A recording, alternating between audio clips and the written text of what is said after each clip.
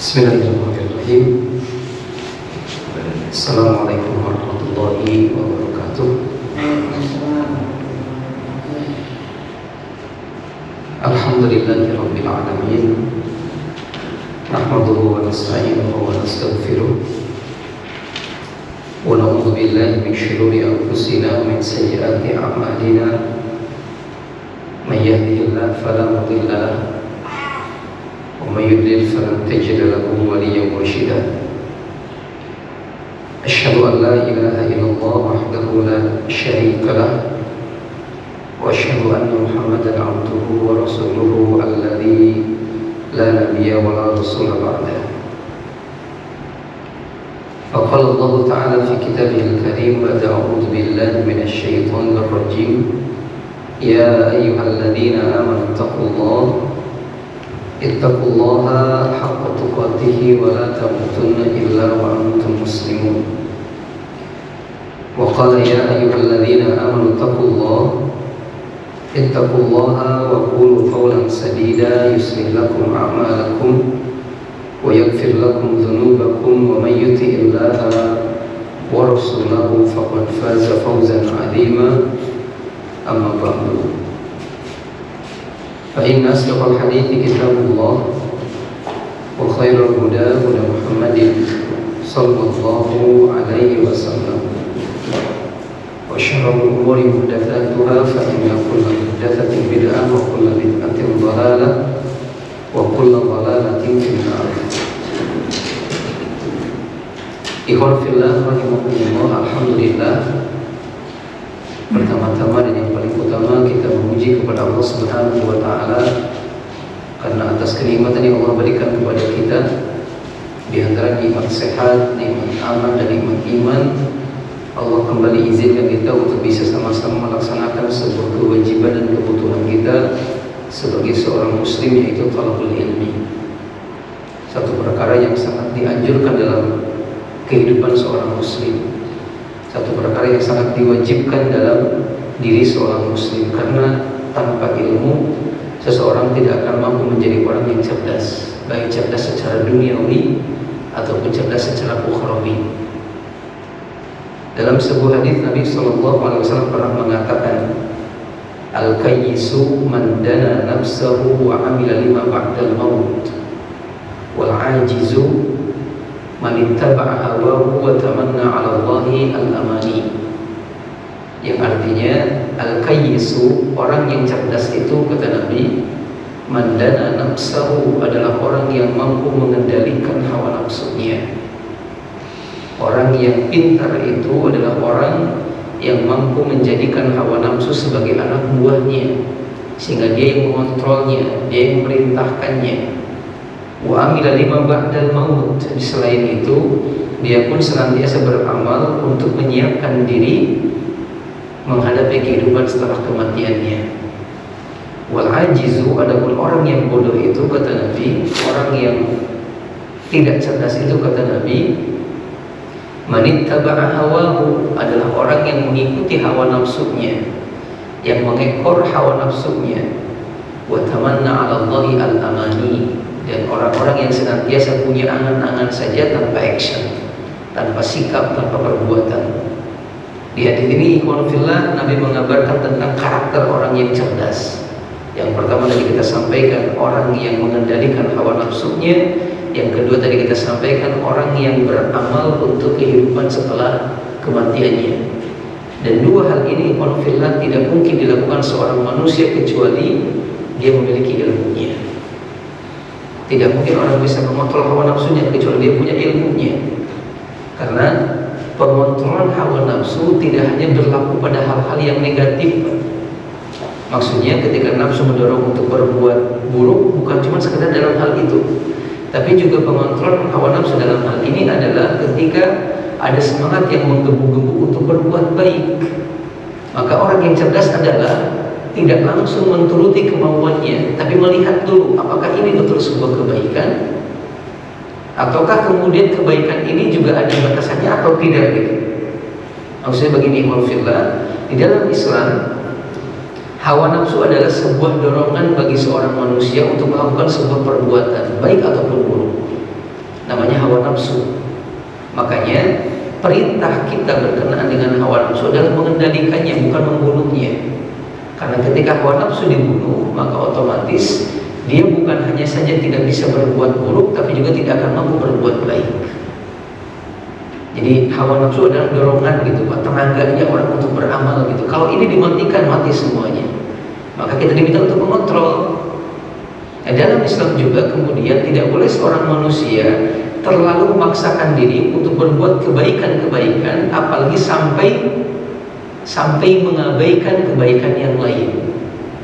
Berbuat kewajiban sampai mengabaikan kewajiban yang lain. Berbuat hal yang sunnah sampai mengabaikan kewajiban yang lain. Dan ini kita bisa ambil sampel dari kisahnya Abu Darda radhiyallahu taala anhu, salah seorang sahabat Nabi yang beliau pernah mengatakan bahwasanya saya adalah orang yang tidak mampu menggabungkan antara dunia dengan akhirat. Ada orang yang mampu menjadikan dunia sebagai ladang menuju akhirat, dia beramal dengan dunianya. Tapi saya, kata beliau, nggak mampu untuk itu. Akhirnya beliau meninggalkan kehidupan dunia, namun semua ditinggalkan gitu. Semua ditinggalkan. Sampai suatu ketika kemudian Salman Al-Farisi berkunjung ke rumah beliau, disambut sama sang istri, dan waktu itu istri dalam keadaan kusut, tidak dandan, tidak rapi gitu. Kayak orang yang sudah tidak peduli lagi dengan kondisi baik keadaan bajunya ataupun keadaan fisiknya gitu. Sampai Salman mengatakan, kenapa kau berbuat seperti ini? Bukanlah kau dulu seorang perempuan yang rajin mendandan, rajin menjaga diri gitu. Dia mengatakan, sahabatmu Abu Darda sudah tidak lagi mengharapkan kehidupan dunia. Paginya dia saum sampai maghrib, habis isya sampai pagi sholat tahajud. Jadi kalaupun aku berdandan percuma gitu. Dia sudah tidak lagi menginginkan aku sebagai pendampingnya gitu. Lalu kemudian Salman mengatakan, ini sikap yang tidak terpuji. Lalu kemudian ditunggu Abu Darda. Datang Abu Darda kemudian, lalu keduanya berpelukan, ngobrol gitu. Setelah ngobrol, Abu Darda mengatakan, tunggu sebentar, akan saya siapkan makanan. Disiapkan makanan, disuguhkan makanan. Abu Darda mengatakan, silakan makan. Salman mengatakan, mohon maaf, saya ingin makan bersama dengan Anda. Tapi Abu Darda mengatakan, mohon maaf juga, saya sedang saum nih, antum aja makan sendiri. Salman mengatakan, tidak, kalau kau tidak makan, aku juga tidak makan. Aku akan makan kalau kau ikutan makan. Sampai akhirnya Abu Darda membatalkan saum sunnahnya, Pak. Dibatalkan, kemudian makan berdua, beres makan. Lalu selanjutnya Abu Darda, Salman minta izin ke Abu Darda untuk bisa menginap di rumahnya, dan diizinkan sama Abu Darda, silakan. Dan betul, kemudian ternyata ketika habis sholat isya, masing-masing sudah siap di atas ranjangnya untuk tidur. Tiba-tiba Abu Darda malah bangun. Untuk apa? Ingin sholat malam seperti biasanya.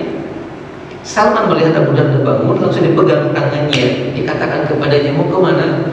Aku mau qiyamul lail, aku mau sholat. Salman mengatakan, tidurlah. Ayo tidur dulu. Dalam Islam itu permintaan tamu wajib dituruti. Dan betul, kemudian tidurlah Abu Darda sampai pertengahan malam. Pertengahan malam Abu Darda bangun lagi untuk sholat malam. Salman ikutan bangun, dipegang lagi tangannya, mau kemana? Mau sholat malam. Tidur dulu nanti. Kemudian tidur lagi, Pak, sampai sepertiga malam akhir. Dan ketika sepertiga malam akhir, Abu Darda bangun untuk sholat. Salman pun ikutan bangun, tapi kali ini Salman ikutan bangun untuk bareng-bareng sholat. Bukan mencegah Abu Darda untuk sholat, tapi sholat bareng dengan Abu Darda. Dan ketika selesai sholat, Salman menasihati Abu Darda dengan mengatakan, ketahuilah, Allah memang punya hak yang harus kita tunaikan, tapi keluarga kita juga punya hak yang mesti kita tunaikan. Dinasihati, Pak. Beres dinasihati, sepertinya Abu Darda tidak terima. Habis subuh datang ke Nabi mengadukan pernyataan Salman kepada beliau. Awalnya pengen dapat pembenaran dari Nabi akan sikapnya, tapi ternyata ketika dapat informasi tersebut, Nabi malah mengatakan, shadaqa Salman, perkataan Salman benar. Perkataan Salman benar. Sampai kemudian nanti kita akan menemukan Ibnu Hajar Al-Asqalani memberikan syarah dalam syarah Sahih Muslimnya, di antaranya adalah tentang tidak dianjurkannya seorang muslim terlalu memaksakan diri untuk melakukan sebuah kebaikan kadang di luar batas kemampuannya, apalagi kalau sampai mengabaikan kewajiban yang lain, sampai mengabaikan kewajiban yang lain.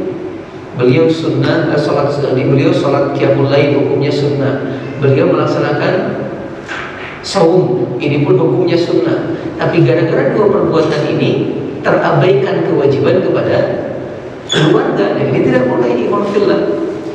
Ini tidak boleh.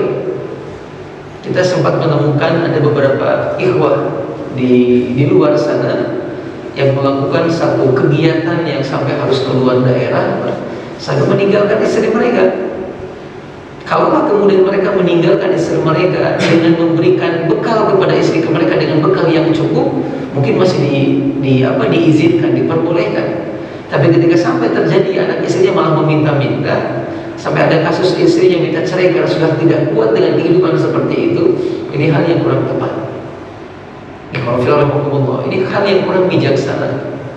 Islam tidak menganjurkan hal seperti itu. Maka kemampuan untuk mengendalikan hawa nafsu bukan cuma ketika berhubungan dengan kemaksiatan, berhubungan dengan pelanggaran, tapi juga berkaitan dengan hal-hal yang positif, dengan hal-hal ibadah. Karena ada rambu-rambunya. Seperti kita mengatakan kemarin berkenaan dengan bolehkah kita berinfak maksimal, menyerahkan semua harta yang kita miliki. Ternyata walaupun sebagian para ulama ada yang membolehkan, pendapat yang kuat mengatakan tidak demikian. Rasul pernah mencela seorang sahabat yang menyerahkan semua hartanya. Dia menyerahkan, masih ingat kita menyampaikan hadis ketika seorang sahabat datang ke Nabi menyerahkan emas sebutir telur. Dia mengatakan, Rasul, terimalah ini sebagai hadis sedekah dari diriku. Aku tidak punya lagi harta selain harta ini. Aku berikan ini kepadamu. Rasul itu kemudian berpaling wajahnya, mengalihkan pandangannya ke tempat lain. Dia pun muter ngomong lagi. Rasul berpaling lagi sampai 3 kali. Sampai Nabi mengatakan ketika memegang emas tersebut kemudian melemparkannya, kok bisa, kata Nabi, di antara kalian menyerahkan semua hartanya untuk bersedekah, tapi habis itu dia malah meminta-minta kepada orang lain? Menunjukkan ketidaksetujuan Nabi dengan menyerahkan semua harta. Enggak demikian. Malah kita menyampaikan sebuah ayat, wala taglul yadaka fi unukika ala unukika wala tabsutha kullal bast. Ente jangan pelit dalam masalah harta, tapi juga jangan terlalu terbuka tangan kamu untuk menyerahkan semuanya kepada orang lain dalam bersedekah gitu. Ya, kalau artinya apa? Perlu dikontrol gitu, perlu dikendalikan. Semangat walaupun dalam beribadah kepada Allah Subhanahu wa taala. Iman fillah rahimakumullah. Di pertemuan-pertemuan sebelumnya sudah kita sampaikan beberapa hal berkenaan dengan definisi zuhud, kemudian berkenaan dengan hal-hal yang berkaitan dengan bagaimana zuhudnya para nabi, terutama Nabi Muhammad SAW, sampai kemudian terakhir kita memberikan satu penjelasan tentang bahwasanya zuhud bukan buang-buang harta, zuhud bukan tidak punya harta, tapi zuhud adalah sebuah sifat dalam hati, karakter dalam hati yang bisa dimiliki oleh siapapun, termasuk orang-orang yang kaya. Zuhud adalah sebuah sikap di mana dia mendahulukan al-khasyah, ketakutan kepada Allah dalam setiap tingkah lakunya, terutama yang berhubungan dengan masalah harta. Dan kita sudah menyampaikan bagaimana Nabi SAW juga merupakan orang yang zuhud. Dan di samping itu beliau juga seorang yang luar biasa kekayaannya, Imam Rahimahullah. Sebelum kita masuk, saya ingin menyampaikan dulu beberapa hal masih berkenaan dengan hal ini. Saya menemukan sebuah riwayat, satu perkataannya Nabi Sulaiman alaihissalam, dan yang berikutnya perkataannya atau sikapnya Nabi Ayyub alaihissalam. Karena ketika berbicara masalah zuhud, kita pernah menyebutkan dua nama ini sebagai contoh orang-orang yang memiliki sifat zuhud yang luar biasa. Yang pertama, Nabi Sulaiman pernah mengatakan, "Falam najid syai'an afdal min thalathi kalimatin." Kami tidak menemukan perkataan-perkataan yang paling baik kecuali 3 hal, kata beliau.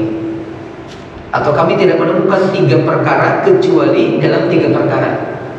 Apa saja 3 perkara yang paling utama ini? Beliau mengatakan yang pertama, al-hilmu fil ghadabi war ridha. Perbuatan yang paling utama adalah memiliki sifat lembut ketika marah ataupun ketika senang. Ini poin yang pertama, kata beliau. Yang kedua, wal qasdu fil faqri wal ghina. Yang artinya kesederhanaan baik ketika miskin atau fakir ataupun ketika memiliki banyak kekayaan. Yang ketiga, kata beliau, wa khasyatullah fi sirri wal alaniyah. Dan perbuatan yang paling utama adalah memiliki rasa takut kepada Allah dalam keadaan terang-terangan ataupun dalam keadaan tersembunyi, dalam keadaan bersama dengan orang lain ataupun dalam keadaan tidak bersama dengan orang lain. Ini kata beliau Ikhwan fillah. Dan pernyataan ini dinukil oleh Imam Ahmad dalam kitab beliau yang berjudul Az-Zuhud. Az-Zuhdu, tentang zuhud gitu. Kenapa dinukil perkataan ini? Karena memang zuhud, beliau ingin mengatakan, tadi kita tegaskan, bukan berbicara masalah miskin atau kaya, tetapi kesikapan.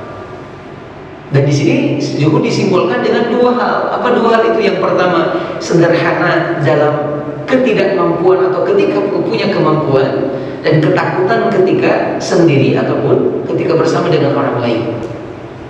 Kan biasanya ikhwanullah, kalau kita bersama dengan orang lain, kita sok alim gitu, berbuat maksiat lebih takut.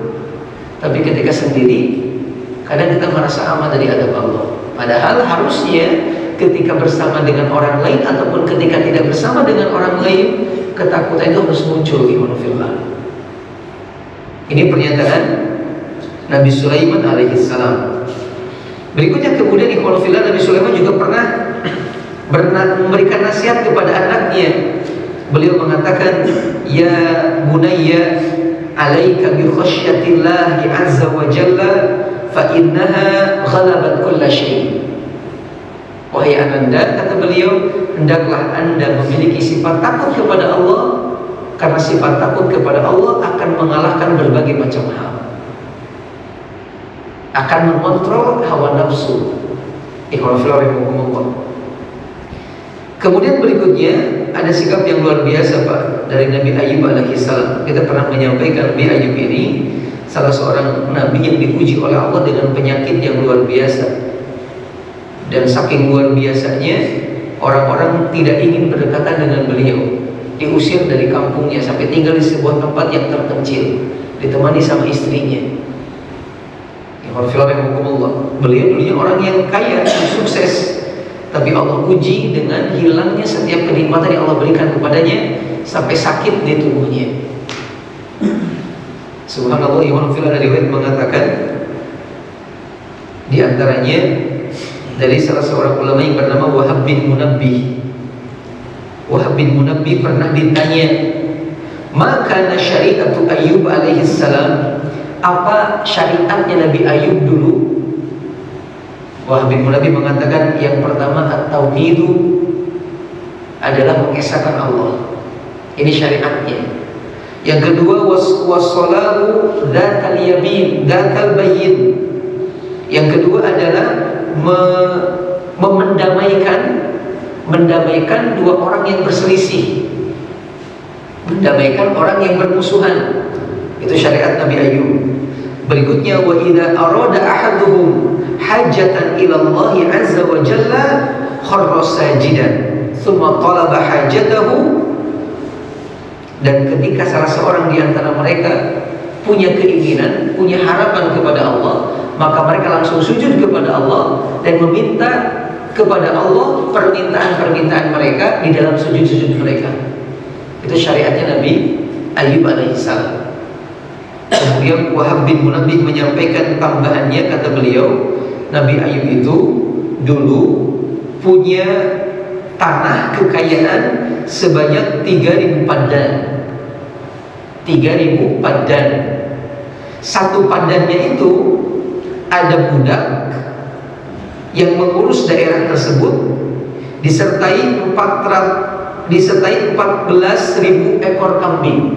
Satu padannya, satu lokasinya gitu. Jadi kalau 3.000 padan berarti 3.000 kali 14.000, Pak. Jumlah kambing beliau. Jumlah kambing beliau. Tapi subhanallah, dikatakan berikutnya, walam yakul ta'aman illa wa ma'ahu miskin. Kekayaan yang beliau miliki yang luar biasa itu, kemudian beliau syukuri dengan cara tidaklah beliau makan kecuali didampingi oleh seorang miskin. Setiap makan ngajak orang miskin, Pak. Setiap makan ngajak orang miskin. Lagi-lagi ini menunjukkan apa? Di antara az-zuhud. Ketika beliau sembuh imanullah dari penyakitnya, Allah kemudian berikan kenikmatan kepada beliau. Lagi mandi, Pak, tiba-tiba turun hujan. Dan hujannya bukan hujan air, melainkan hujan emas. Hujan emas. Turun hujan emas. Malah dikatakan dalam hadis tersebut, emas yang turun itu mirip belalang bentuknya. Nabi Ayub lagi begitu, yang dilakukan apa? Dia ngambil baju, Pak, dikumpulkan semuanya emas-emas tersebut, sampai itu penuh, kain yang beliau pegang itu penuh. Sampai-sampai Allah berkata kepada Ayub, ya Ayub, bukankah aku sudah mengayakan engkau? Bukankah aku sudah memberikan kau kekayaan yang sangat banyak? Gitu. Nabi Ayub mengatakan, iya, tetapi aku masih membutuhkan keberkahan dari apa yang kau turunkan hari ini. Saya pahami, Pak, zuhud. Allah sudah mengayakan Nabi Ayub ketika diturunkan hujan emas, masih dikumpulkan juga tuh duit, Pak. Allah tanya, bukankah aku sudah memberikan kau kekayaan? Dia mengatakan iya, tetapi keberkahanmu masih aku butuhkan. Jadi orang yang zuhud adalah orang yang mencari keberkahan pada setiap yang dia milikinya. Setiap yang dia miliki dimanfaatkan untuk menghasilkan, menghadirkan, mendatangkan al-barakah, keberkahan. Rahimahumullah. Ini tambahan dari yang Anda temukan berkenaan dengan dua sosok yang pernah kita sebutkan, Nabi Sulaiman dan Nabi Ayyub alaihissalam. Kemudian di pertemuan sebelumnya kita menyampaikan sebuah ayat tentang amalan yang diinginkan oleh para penghuni kubur. Allah mengatakan dalam Al-Quran, ya ayyuhalladzina amanu, wahai orang-orang yang beriman, la tulhikum amwalukum wala auladukum an dzikrillah. Awas, jangan sampai harta kalian, jangan sampai keluarga kalian tulhikum an dzikrillah, membuat kalian lalai dari zikir kepada Allah. Awas, kata Allah, jangan sampai harta yang kalian miliki, anak-anak yang kalian miliki, pasangan hidup juga yang cantik yang kalian miliki, membuat kalian lalai dari zikir kepada Allah.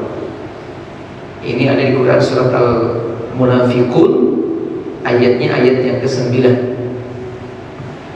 Jangan sampai, kata Allah. Kemudian Allah mengatakan, wa may yaf'al dzalika fa ulaika humul khasirun. Barang siapa yang hartanya, yang keluarganya membuat dia lalai dari zikir kepada Allah, ketahuilah mereka adalah orang-orang yang rugi. Bukan cuma rugi dunia, Pak, tapi rugi akhirat. Dan banyak kasus terjadi, ya, gara-gara anak, gara-gara istri, gara-gara harta, orang jatuh dalam hal-hal yang Allah langgar. Jangan, kata Allah. Kemudian Allah mengatakan, wa anfiqu mimma razaqnakum, dan berinfaklah kalian, berinfaklah dari harta yang kami rizkikan kepada kalian, min qabli an ya'tiya ahadakumul maut, sebelum salah seorang di antara kalian kedatangan kematiannya. Fayaqula rabbi laula akhartani ila ajalin qarib. Karena ketika seseorang sudah dekat dengan kematian, maka dia berharap kepada Allah agar dipanjangkan usianya, diberikan tambahan walaupun sebentar saja. Untuk apa? Pengen ditambahin sebentar.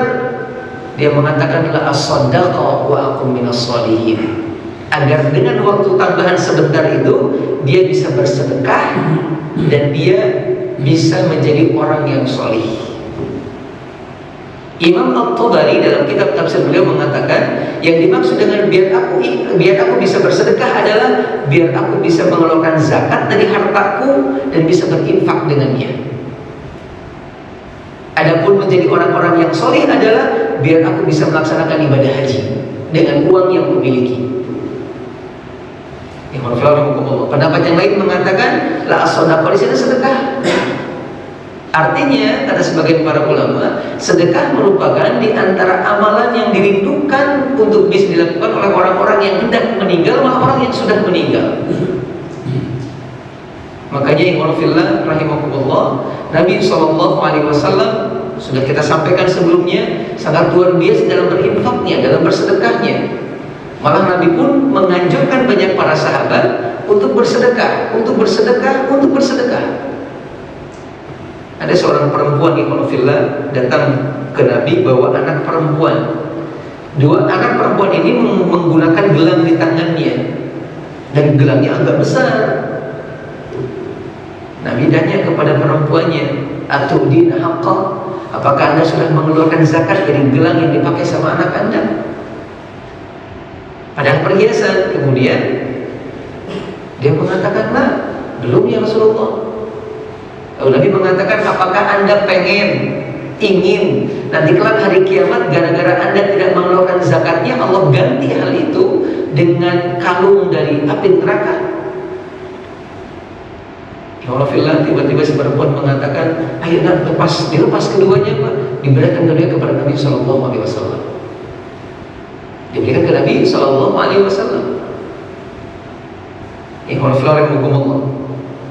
Di hadis yang lain juga Nabi pernah menganjurkan para sahabat untuk bersedekah. Dan subhanallah kita menemukan sosok yang mulia Umar bin Khattab ketika datang perintah untuk bersedekah, datang kepada Nabi dengan setengah hartanya. Ketika ada peluang dari Nabi untuk bersedekah karena Nabi sangat butuh bantuan dana untuk melakukan sebuah perbuatan, Umar langsung bergegas Pak. Lalu menyiapkan semua hartanya itu dibagi dua. Setengahnya dibawa sama Umar, diserahkan ke Nabi. Sampai ketika menyerahkan, dia mengatakan dalam hatinya, hari ini aku pasti bisa mengalahkan kebaikan Abu Bakar As-Siddiq radhiyallahu ta'ala. Karena sebelum-sebelumnya setiap kali ada peluang kebaikan itu Abu Bakar suka lebih dulu Pak, suka lebih dulu. Kemudian setelah itu datang Abu Bakar As-Siddiq radhiyallahu ta'ala anhu. Ternyata kata Umar yang dia bawa lebih banyak dibandingkan yang dibawa sama dirinya. Dan ketika diserahkan ke Nabi SAW, sampai Nabi mengatakan, "Apa ini?" "Ya sedekah Rasul." "Terus yang kau tinggalkan buat keluargamu apa?" Beliau mengatakan, "Abqaitullaha wa rasulah." Aku tinggalkan buat mereka Allah dan Rasulnya. Imam Syafi'i Abu Bakar As-Siddiq radhiyallahu ta'ala anhu menyerahkan semua harta yang bisa dia bawa ke Nabi SAW.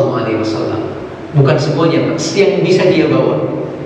Karena beliau masih punya rumah, masih punya tanah, masih punya usaha gitu. Tapi yang bisa beliau bawa diserahkan ke Nabi SAW. Sebuah sikap yang sangat mulia, yang sangat terpuji.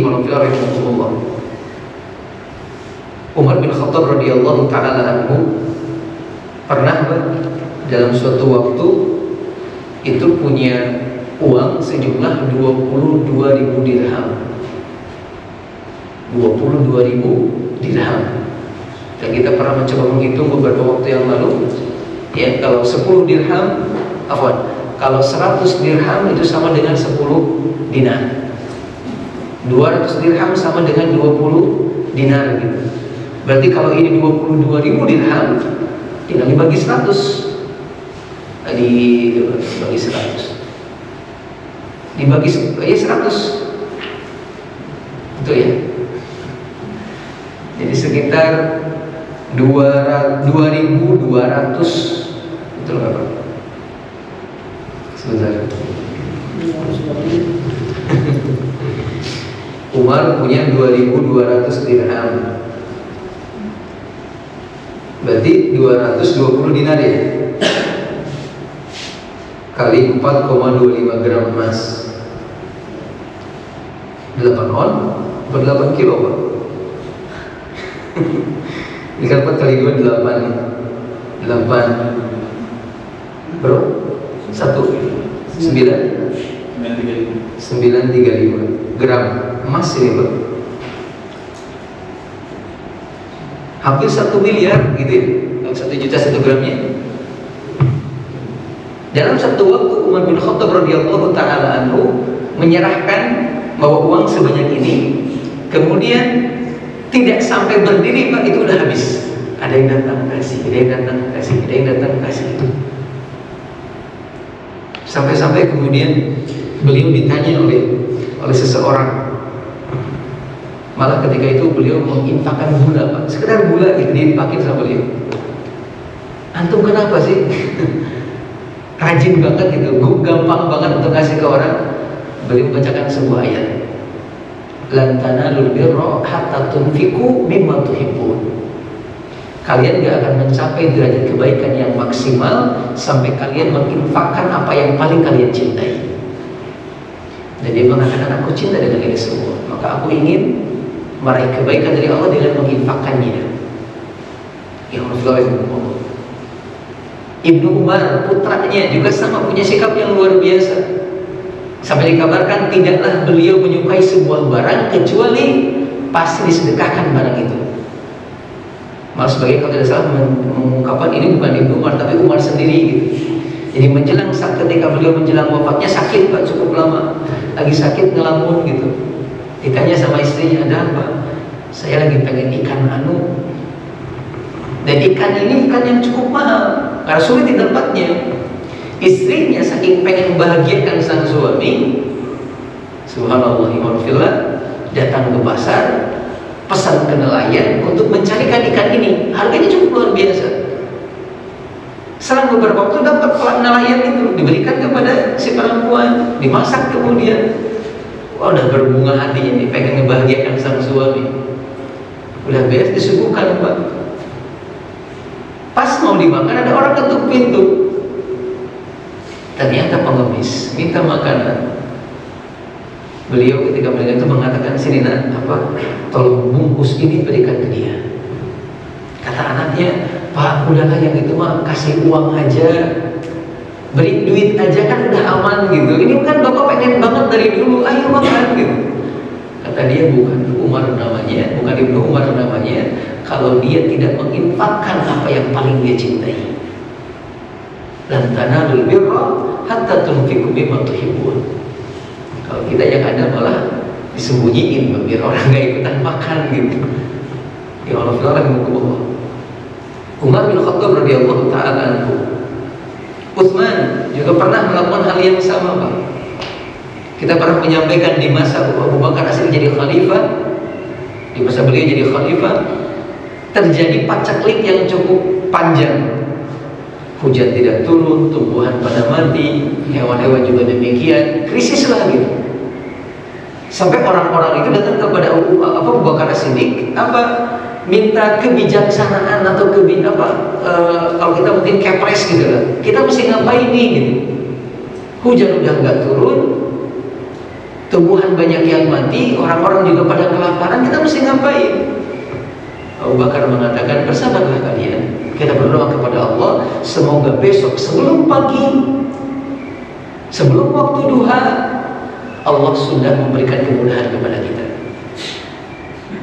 Luar biasa Pak.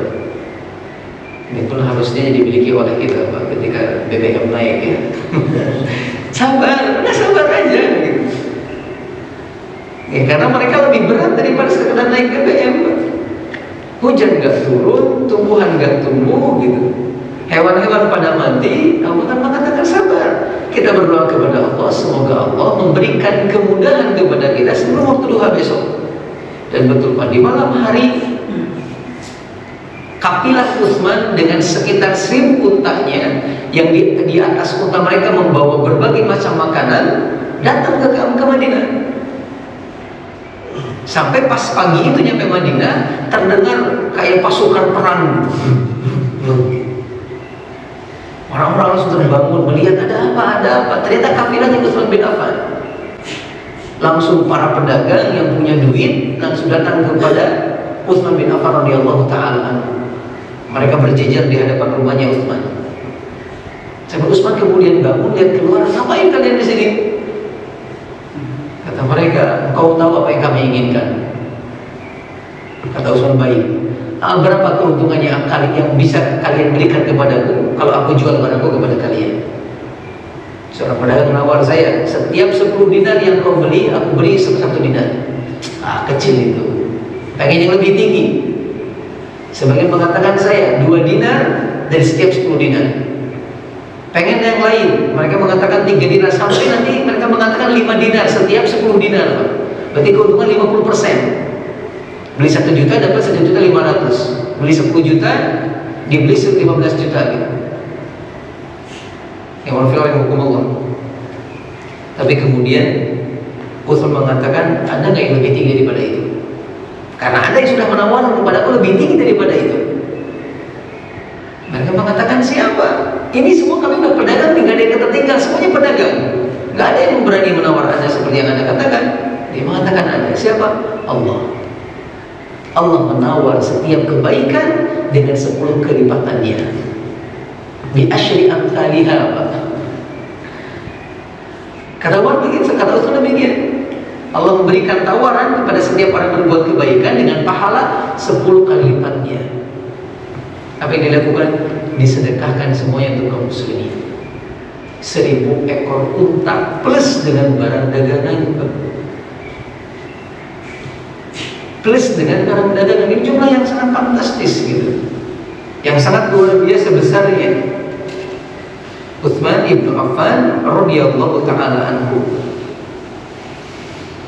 Ada juga sahabat yang lain namanya Thalhah bin Ubaidillah radhiyallahu taala anhu. Dan kalau tidak salah kita pernah menyinggung beliau, Thalhah bin Ubaidillah, salah seorang sahabat yang luar biasa. Beliau suatu waktu pernah datang ke rumah beliau bersama dengan pas datang gitu, disambut sama istrinya, tetapi ketika masuk wajahnya kayak orang sedih gitu, kayak orang lagi punya masalah. Istrinya langsung datang menghampirinya, mencoba untuk membahagiakannya dengan mengatakan, ada apa bang? Malah dia mengatakan, apakah ada sikapku yang membuat engkau merasa tersakiti? Apakah ada perkataanku yang membuat engkau merasa terganggu? Kata beliau, enggak. Engkau adalah perempuan yang baik dan dari keturunan yang baik. Karena Thalhah ini merupakan sahabat yang istrinya adalah putri dari Abu Bakar As-Siddiq radhiyallahu ta'ala. Terus kenapa kata istrinya engkau murung begini? Thalhah mengatakan, hari ini telah datang kepadaku sesuatu yang bisa menghancurkan masa depanku. Kita kalimatnya begitu. Hari ini telah datang kepadaku sesuatu yang bisa menghancurkan masa depanku. Maksudnya apa? Duit, Pak. Maksudnya uang. Terus kata istrinya, kalau gitu ya udah, cepat tinggalkan dia gitu, jauhkan engkau darinya gitu. Kata suaminya, apakah engkau mau bantu? Boleh, katanya gitu. Kemudian di konfirmasi hukum Allah, dikeluarkanlah sejumlah uang, Pak. Berapa? 400.000 dirham. 400.000 dirham berarti 4.000 dinar. Dikeluarkan sejumlah uang itu. Langsung sama istrinya diambil kayak semacam plastik gitu loh, wadah, dibagi-bagi, langsung disebar. 400.000 dirham. Kalau tadinya udah sampai 1 M, Pak, yang cuma 2.200, ini berarti 2 kali lipatnya.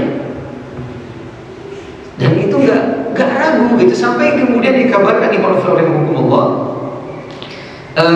besoknya atau istrinya ketika minta lagi ke beliau gitu, ada buat makan nggak ada, kata beliau.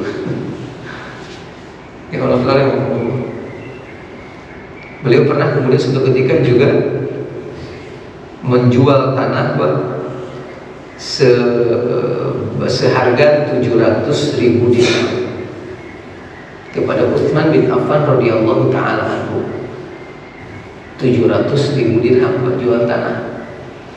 Tapi kemudian ketika uang itu di tangan beliau, dilihatin aja gitu, dia mengatakan sungguh orang yang punya duit sebanyak ini di tangannya masih dikhawatirkan kehidupan masa depannya. Jadi sering melamun gitu lah. Ada ketakutan dalam dirinya gitu. Sampai kemudian ikhwanullah, dia pun tidak bisa tidur gara-gara itu. Karena pegang duit yang sangat banyak. Tapi subhanallah, pas pagi harinya belum juga nyampe ke subuh, beliau sudah membagikannya kepada seluruh penduduk Madinah, sampai beliau tidak lagi memegang walaupun 1 dirham. Makanya kita pernah menyampaikan, Abu Talha ini kalau tidak salah di antara sebagian sahabat yang punya banyak kekayaan tetapi tidak pernah mengeluarkan zakat. Karena ya itu tadi Pak, misalnya punya uang habis, ada uang habis, punya uang habis gitu. Untuk apa? Untuk menyiapkan bekal menuju hari kematian nanti. Ada kemudian juga riwayat Thalha bin Ubaidillah pernah kedatangan salah seorang laki-laki yang meminta bantuan kepada beliau, tapi minta bantuannya sambil menyebutkan silsilah keluarga. Dan dia mengatakan, saya punya kekerabatan sama engkau gitu. Kita kan pernah menyampaikan kalau sedekah terbaik adalah sedekah yang diberikan kepada kerabat. Nah, beliau menyebutkan kekerabatan biar Thalha makin ngasih gitu. Tapi Thalha nggak tahu. Pas tahu, oh gitu ya. Kalau gitu kata Thalha, saya kata Thalha sedang tawar-menawar dengan Utsman bin Affan untuk sebidang tanah seharga 300.000 dirham. Lagi nawar nih, 300.000 dirham ada tanah mau dijual. Kata beliau, mau pilih yang mana? Antum mau ambil tanah jual sendiri atau saya jual ke Utsman, nanti uangnya saya kasih ke antum. Kata orang itu, saya lebih butuh uangnya. Betul, langsung datang ke Utsman, minta dibeli tanahnya, diserahkan uangnya, diberikan langsung kepada orang yang minta bantuan. 300.000 dirham. Ya kalau film ini Thalha bin Ubaidillah. Ada sahabat lain namanya Abu Dahdah radhiyallahu taala anhu. Abu Dahdah mengatakan suatu ketika saya pernah bersama dengan Nabi lagi diam gitu, lagi ngobrol biasa, tiba-tiba datang seorang sahabat. Lalu sahabatnya cerita kepada Nabi SAW, Rasul, kata beliau, iya, ada seseorang yang punya pohon kurma di samping tanah saya. Di riwayat yang lain, pohon kurma itu kadang suka jatuh kurmanya dan dimakan sama anak-anak saya. Khawatir itu barang yang syubhat. Maka saya minta kepada Anda, bisa nggak antum tolong saya bilang ke yang punya pohon ini untuk menjualnya kepada saya. Saya beli itu pohon. Ya syukur kalau dia mau ngasih ke saya 1 batang itu. Kata Nabi, baik. Dipanggil orang tersebut. Kalau dipanggil, datang, disampaikan oleh Nabi. Gimana kalau pohon antum sedekahkan aja tuh, karena begini. Dia enggak. Dan dijual kalau gitu, sok dibeli sama kita. Enggak tadi. Ayolah. Kalau engkau menyedekahkannya, maka Allah akan memberikan kepadamu pohon kurma di surga. Allah akan balas kepadamu, Allah akan berikan kepadamu pohon kurma di surga. Tapi dia mengatakan nggak mau. Dia mengatakan nggak mau. Sampai dia pun pulang, Pak. Abu Dahdah yang mendengar pohon kurma di surga ini begitu mengiang-iang di kepala juga. Pengen banget dapat itu.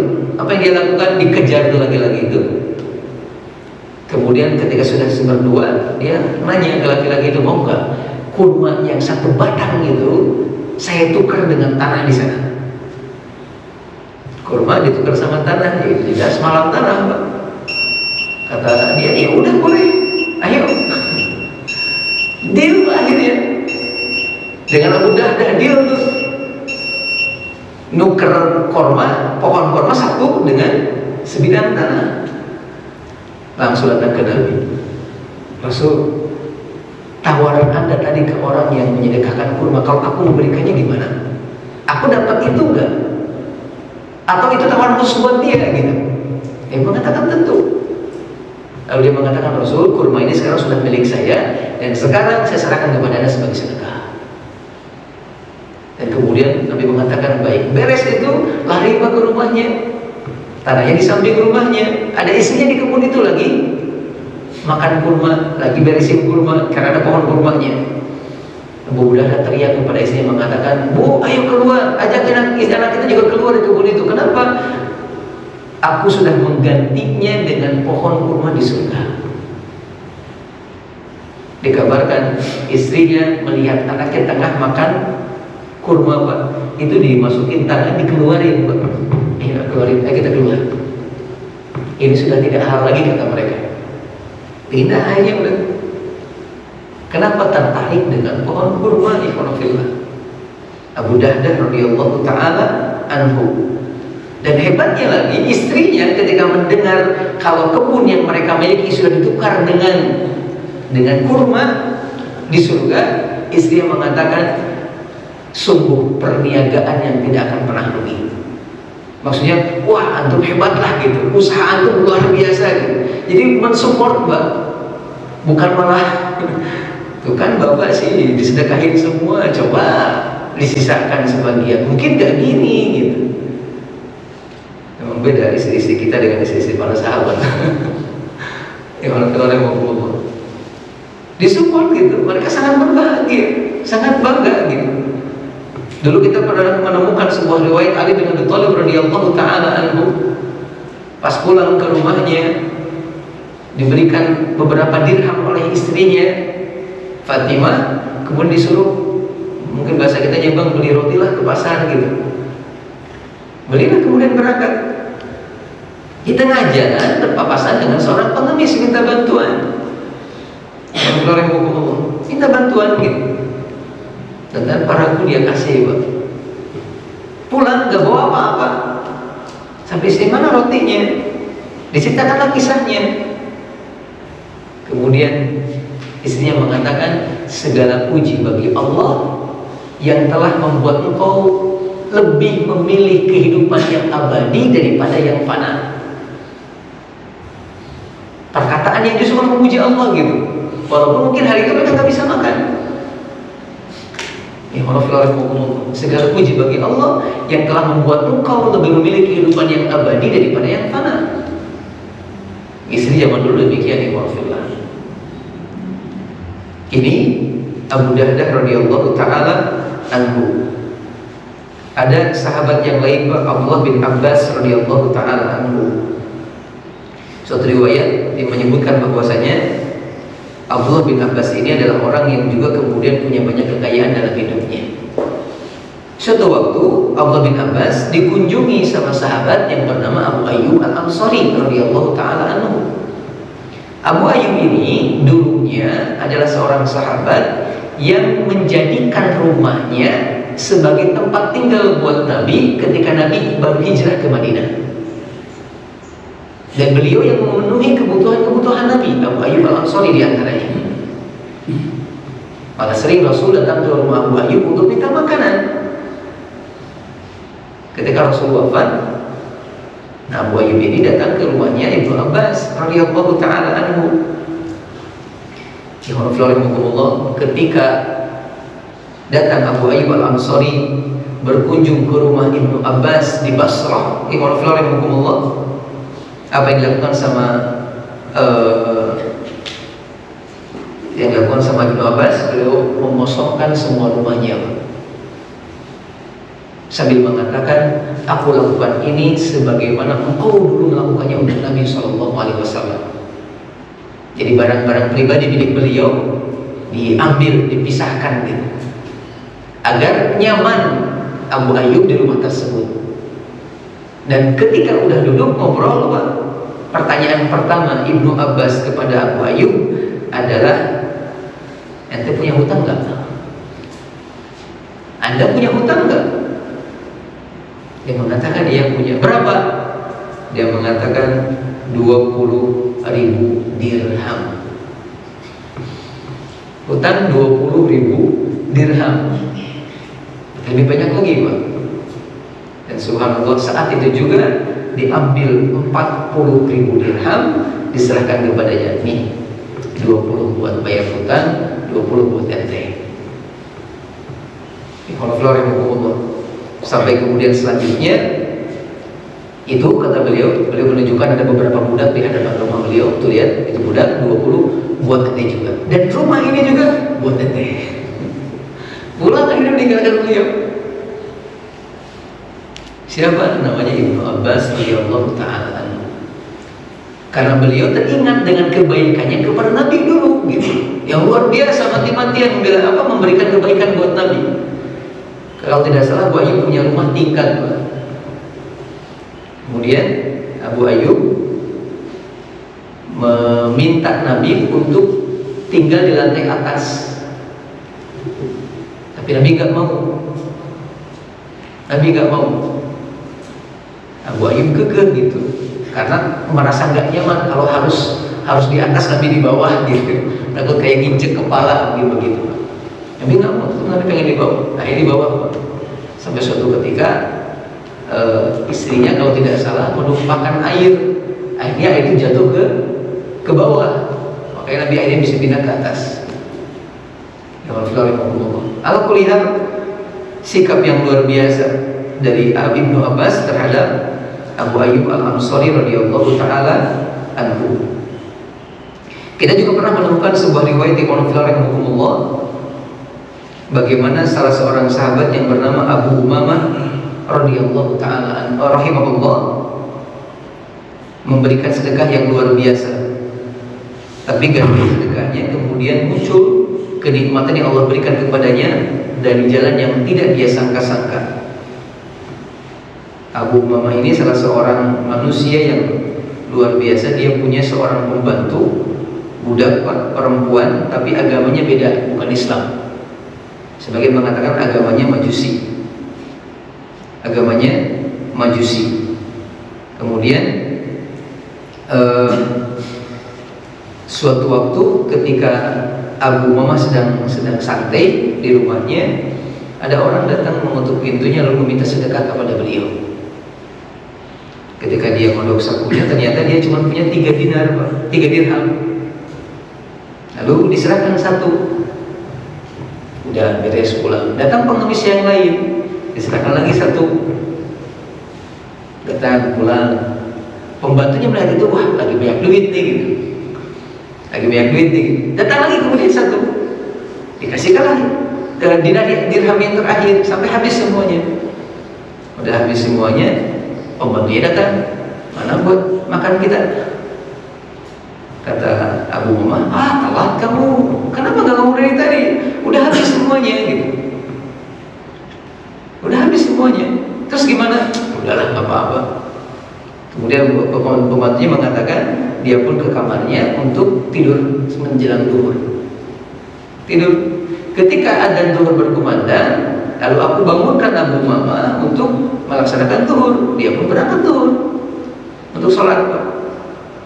Ketika dia keluar, aku masuk ke kamar dia untuk membereskan kasurnya. Ternyata ketika diberesin spraynya, diangkat, dikebutin gitu, saya melihat ada dirham-dirham yang berjatuhan. Sampai aku menyangka ternyata tuanku tukang bohong. Dia bilang gak punya duit, ternyata pas dihitung duitnya banyak, ada 300 dirham. 300 dirham. Dia ambil sebagian, Pak. Dia belikan makanan, dia siapkan makanan, kemudian tersaji di tempat di meja makan. Pas pulang, Abu Umamah terkaget gitu. Wah, hebat nih, dapat makan dari mana? Pembantu langsung mengatakan, kamu bohong gitu. Katanya gak punya duit, ternyata di bawah bantal kamu banyak duit. Abu mengatakan, demi Allah saya gak punya duit. Ayo saya tunjukkan, katanya gitu. Ditunjukin, Pak. Dan betul Tapi dia mengatakan, demi Allah saya nggak punya kecuali yang sudah saya berikan tadi pagi kepada para pengemis. Melihat tali Ikhwanullah, langsung si perempuan ini memotong semacam ada satu zinar, Pak. Jadi ada semacam tanda khusus bagi orang Majusi dalam gaya pakaian mereka gitu. Dipotong langsung dan masuk Islam. Dan kemudian setelah itu melihat masuk Islam, dimerdekakan sama Abu Umamah. Dan setelah merdeka si perempuan ini kemudian pindah dan tinggal di Masjid Nabawi kalau tidak salah. Dan dia pun berguru sampai jadi seorang ustadzah, seorang ulama perempuan. Betul kata Allah Subhanahu wa taala lewat lisan Nabi sallallahu alaihi wasallam, "Mana qasad shadaqatun min ma." Mana qasad shadaqatun min ma. Harta yang disedekahkan tidak akan pernah berkurang. Ini beberapa riwayat, beberapa kisah yang pernah disampaikan oleh banyak para ulama tentang bagaimana sedekahnya para sahabat Nabi Sallallahu Alaihi Wasallam. Dan lagi-lagi sekali lagi, ini memberikan sebuah pelajaran kepada kita. Kalau kita pun menginginkan apa yang sudah mereka raih dalam kehidupan mereka dan yang akan mereka raih dalam kehidupan akhirat mereka, maka mari sama-sama kita mencontoh kepada mereka, bersikap seperti sikap mereka. Tayyib, ini barangkali untuk ininya Pak. Kalau ada yang mau didiskusikan silakan. Saat itu dari kisah-kisah tadi sebegitu hebatnya keyakinan dia itu apa karena beliau itu menemui masa Nabi SAW atau dekat di zaman Nabi SAW sehingga lingkungan untuk menunjukkan keyakinan itu begitu tingginya gitu. Karena kalau zaman sekarang mungkin contoh yang luar biasa sekali gitu. Iya. Bagaimana saja?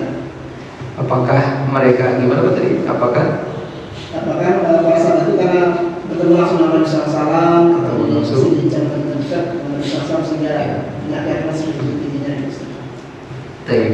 Apakah alasannya karena mereka bertemu langsung dengan Nabi? Maka jawabannya iya, tapi tidak cuma itu, Pak. Karena hari ini pun banyak orang-orang yang demikian. Disadari ataupun tidak, hari ini juga banyak orang-orang yang luar biasa dalam kebaikan mereka. Kemarin kita buka lahan, subhanallah. Kita kemarin kedatangan adalah orang lah mau jual tanah. Kalau dinominalkan sekitar setengah M kurang 500 jutaan, 400 sekian lah. Kemudian kita ngobrol, gimana nih? Akhirnya bukan pimpinan ya, orang yang berpengaruh kan bilang, udah Bismillah aja. Dia buatkan kemudian semacam tawaran gitu Pak ke beberapa jamaah. Tawarkan, dia udah berencana, saya mau nawarin ke si fulan, lebih dari 5 orang.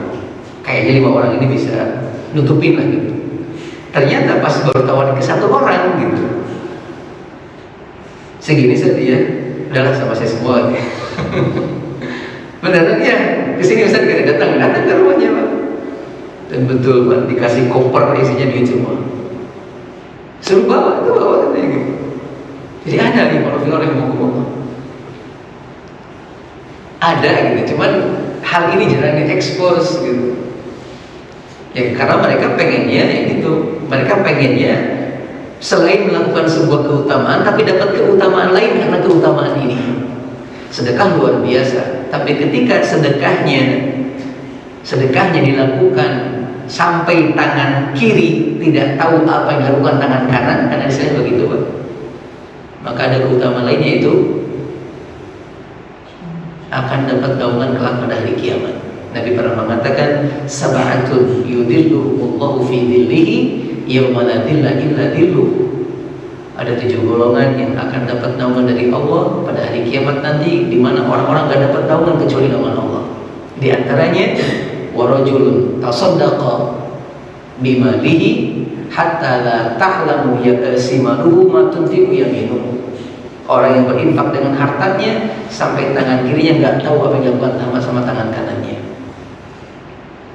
Ada kemudian yang datang sedekah banyak sebenarnya, yang luar biasa banyak gitu. Jadi jawabannya bisa iya memang karena melihat Nabi langsung, melihat sikap Nabi langsung. Tapi juga ketika Nabi wafat, sebagian mereka tetap melanjutkan hal itu. Tadi kita sampaikan Ibnu Abbas ketika dikunjungi sahabat Abu Ayyub Al-Ansari radhiyallahu taala anhu, sikapnya luar biasa. Atau sahabat-sahabat yang lain atau para tabi'in, Abu Umamah tadi kita sampaikan. Mereka berbuat semua ini karena pertama, yang namanya sedekah ikhwan fillah, sedekah ya.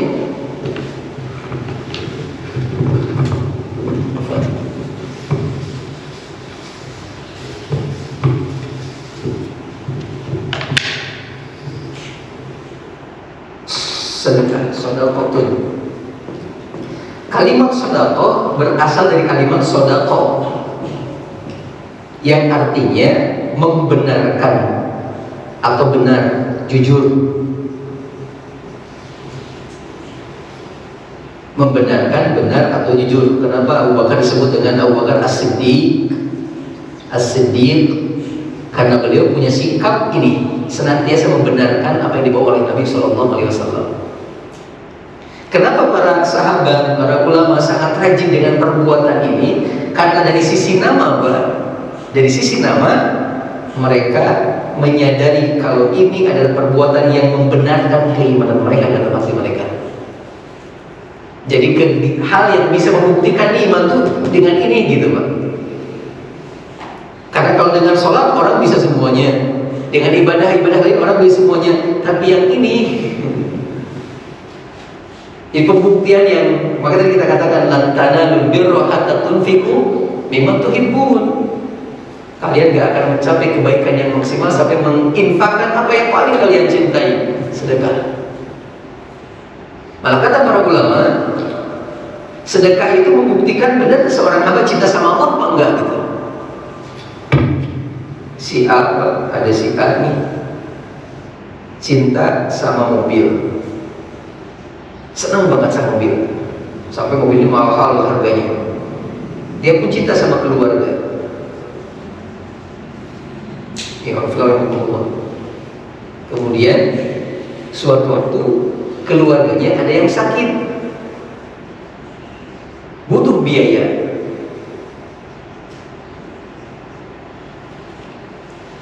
Untuk membuktikan si A ini lebih cinta kepada keluarganya adalah ketika dia mau mengorbankan mobilnya untuk keluarganya. Kan begitu. Kalau si A ini tetap kekeh dengan mobilnya, dia malah pinjam ke yang lain, Pak, berarti dia nggak cinta sama keluarganya. Atau cinta kepada mobilnya mengalahkan cinta kepada keluarganya. Nah begitu pula ini dunia, Pak. Ini Allah Subhanahu Wa Taala. Ketika Allah minta kepada kita, ya sedekah. Ketika nggak sedekah, berarti kita nggak cinta sama Allah. Ketika kita korbankan yang kita miliki karena perintah Allah, menunjukkan kita lebih cinta kepada Allah dibandingkan harta kita, dibandingkan dunia kita. Maka yang dilakukan oleh para sahabat, para ulama dalam bersedekah adalah mereka ingin membuktikan kalau mereka punya iman di konfirmah. Apalagi perintah-perintah untuk bersedekah itu hanya ditujukan kepada orang-orang yang beriman. Kalau ibadah secara umum, Pak, ada tauhid itu kepada manusia secara umum. Ya ayyuhan nasu ubudu rabbakum alladzi khalaqakum, wahai manusia, beribadahlah kalian kepada Allah. Tapi bersedekah, ya ayyuhalladzina amanu, ya ayyuhalladzina amanu. Ada iman disebut di dalamnya. Kenapa? Karena itu untuk membuktikan keimanan. Makanya ini pun yaitu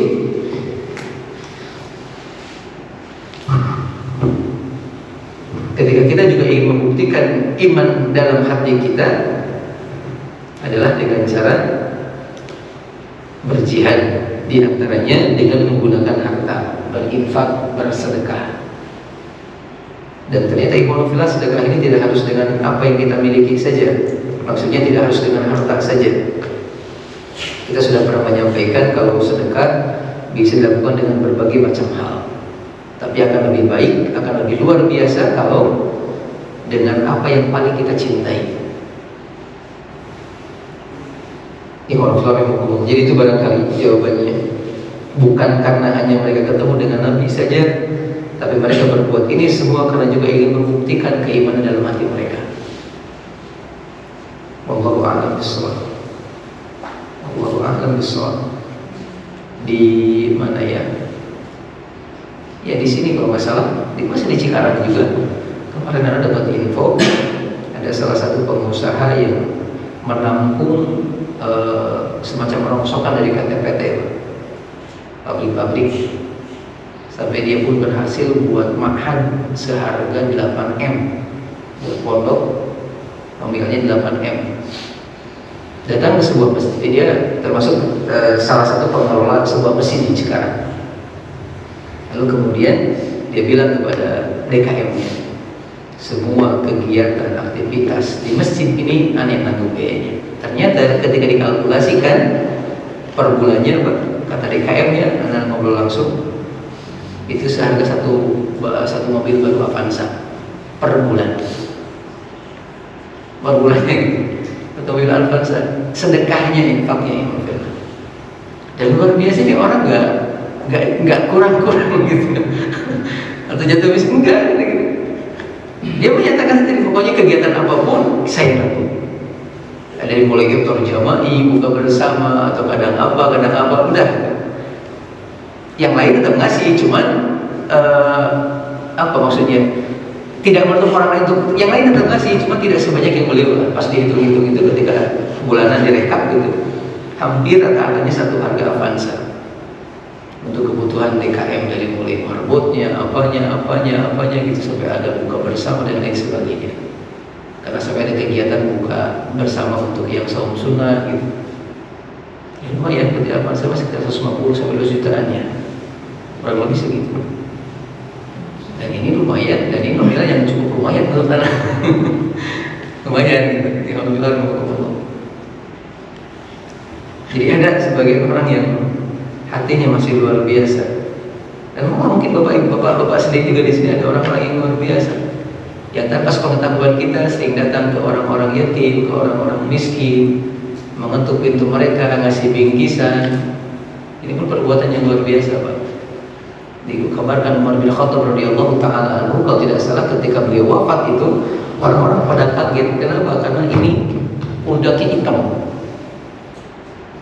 Dan biasanya hitamnya pundak hanya dimiliki sama para kuli, Pak. Ditelusuri ternyata beliau tiap malam itu mikul gandum kemana kasih simpan gitu, mikul kemana simpan gitu. Umar bin Khattab radhiyallahu taala anhu. Abu Bakar pun demikian, malah Abu Bakar lebih hebat daripada itu. Sampai-sampai Umar itu pernah suatu ketika, karena sering menemukan Abu Bakar kalau malam suka nggak ada gitu, hampir tiap hari nggak ada. Karena penasaran, beliau coba jadi mata-mata. Dan ternyata ketika tengah malam orang-orang sedang terlelap tidur, bangun Umar bin Abu Bakar As-Siddiq, jalan diikuti sama Umar bin Khattab. Lalu tiba-tiba Abu Bakar masuk ke sebuah rumah. Gak tahu rumah siapa. Diperhatikan sampai menjelang waktu subuh baru keluar. Udah keluar, pergi, Umar masuk. Ternyata di sana ditemukan seorang perempuan yang sudah tidak bisa ngapa-ngapain, berbalik aja gitu dalam keadaan mata buta. Ditanya, ibu siapa? Saya si Fulan. Ibu tadi yang masuk siapa? Gak tahu tuh orang tiap pagi datang ke sini masakin, nyuapin, pergi. Tiap pagi begitu. Umar mengatakan, demi Allah wahai Abu Bakar, kalau engkau meninggal dunia, maka engkau meninggalkan sebuah perbuatan yang tidak mungkin bisa dilakukan oleh orang setelah engkau. Tidak mungkin, katanya gitu. Jadi Umar pun merasa tidak akan sanggup dengan perbuatan itu. Ya Allah, as-sadaqah, bersedekah. Di banyak di antara orang-orang pun di luar sana gitu, yang luar biasa, Tinggal kita barangkali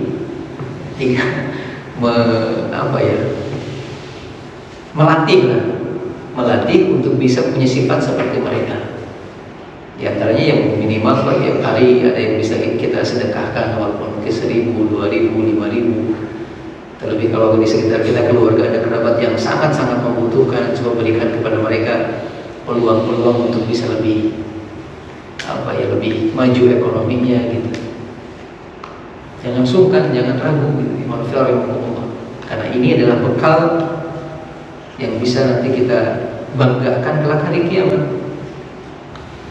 Selain sholat kita, selain ibadah-ibadah yang lain.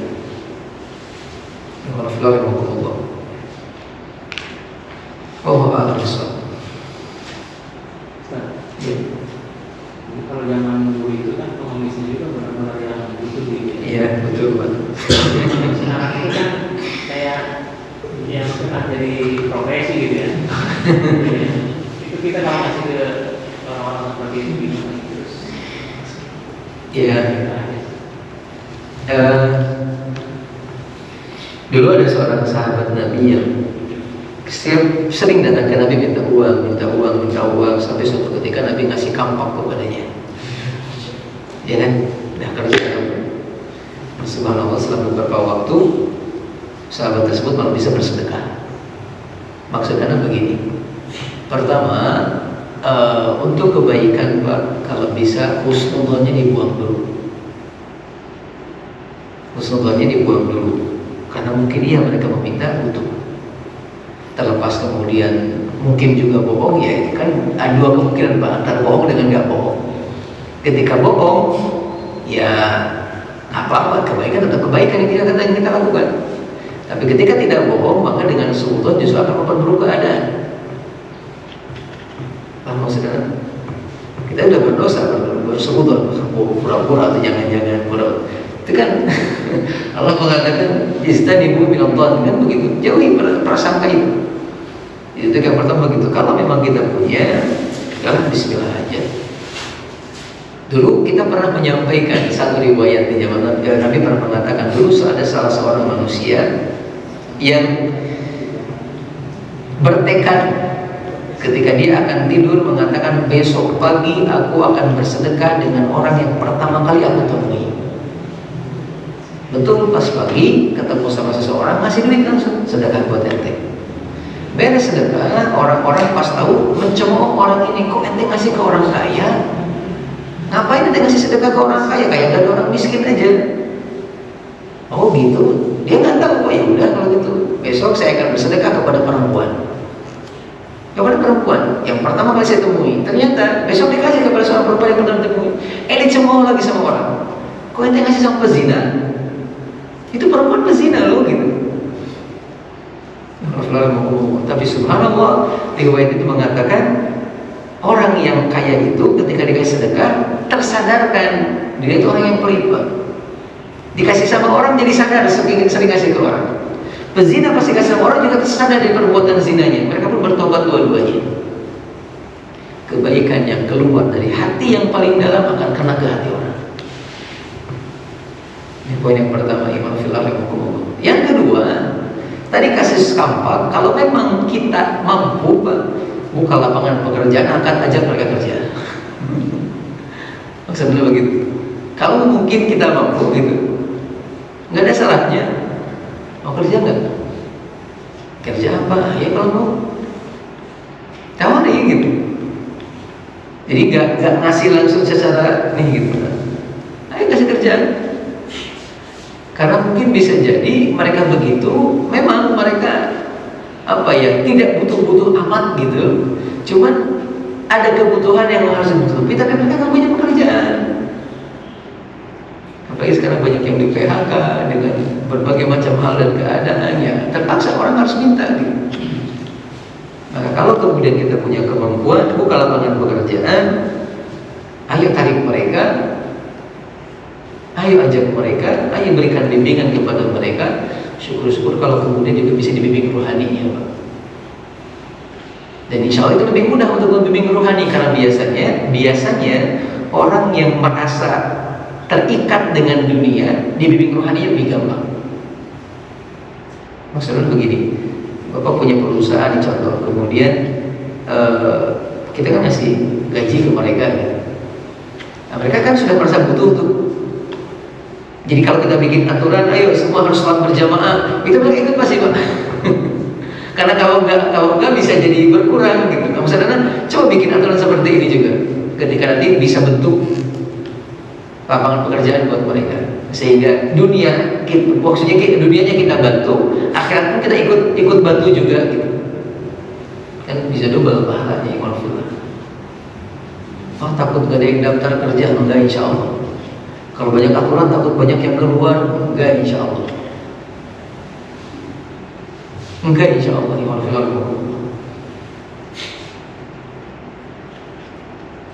Di kita malah ada, nggak tahu ya. Saya kemarin berkunjung ke rumah sakit gitu untuk sebuah keperluan. Saya nggak menemukan satu pun suster Pak yang pakai kerudung di rumah sakit itu.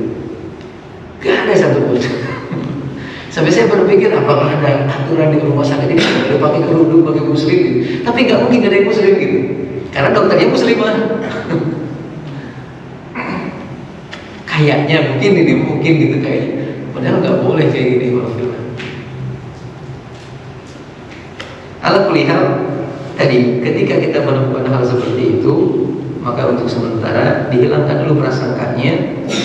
Bismillah saja. Semoga Allah dengan hal itu kemudian menjadikan mereka lebih sadar akan perbuatan mereka.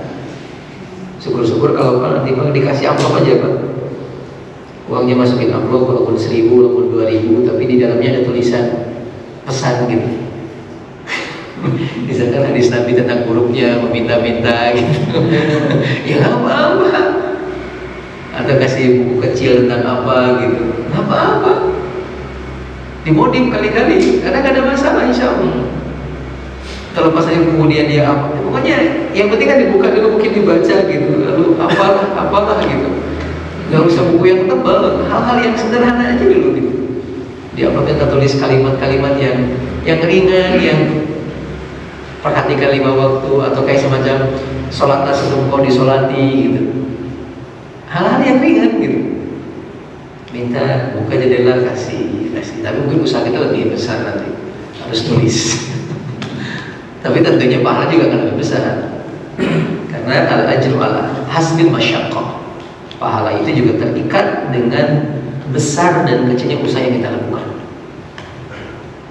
Kalau orang hukum dimodif. Kalau untuk sudah itu lebih banyak ke lembaga atau kita langsung secara banyak ya? Ya, tergantung kondisi kita. Kalau anak secara pribadi, dalam beberapa keadaan, kalau kita tahu memang orang ini betul-betul bagian dari mustahik zakat, yang berhak dapat zakat, berhak dapat sedekah, ini langsung aja Pak. Lebih baik langsung. Kenapa lebih baik langsung? Nggak tahu ya. Cuman melihat kasus kemarin apa yang ACT gitu, memang emang nggak salah sih ada bagian tertentu. Cuman ketika ada bagian tertentu untuk para pekerjanya, ini membuat jadi jatah yang harusnya dapat banyak terkurangi gitu Pak. Yang harusnya mereka lebih dimakmurkan jadi kurang gitu. Kalau dapat jatahnya urusan lain, itu mungkin hak mustahik zakat lah. Hak ambil zakat mah sebagai ambil zakat, dia ngelola, dia berpikir segala macam, oke lah kita dapat itu. Tapi ketika hal itu bisa membuat jatah yang lebih berhak terkurangi, padahal mereka orang yang sudah punya kelebihan lah, atau punya kecukupan dalam hidupnya, Anda melihat jadi kurang bijaksana. Kecuali kalau memang kaitannya dengan wakaf Pak. Dengan wakaf biar bisa berkembang dikelola, maka ini mungkin ke lembaga, ke yayasan, ke pesantren nih, wakaf tanah sekian.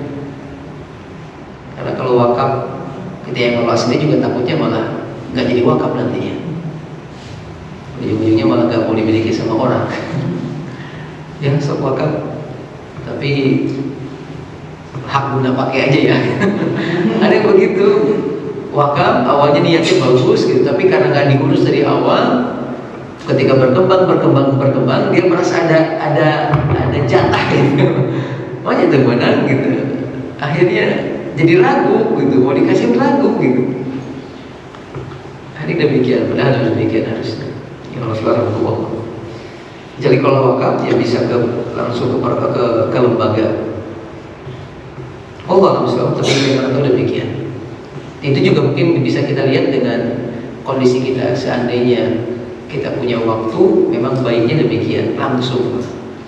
Nabi mengatakan ketika ada seorang sahabat datang ke Nabi mengatakan, Rasul, saya merasakan hati saya sudah enggak lembut lagi, kasar gitu.